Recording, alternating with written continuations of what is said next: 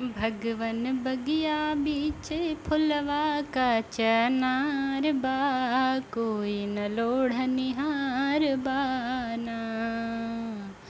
हो भगवन बगिया बीचे फुलवा का चनार बा, कोई न लोढ़निहार बाना।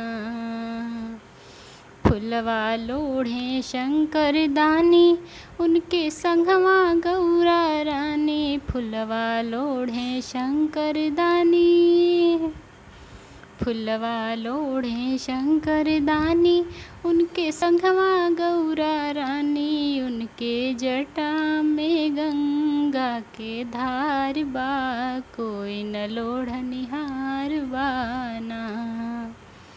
उनके जटा में गंगा के धार बा, कोई न लोढ़निहार बाना।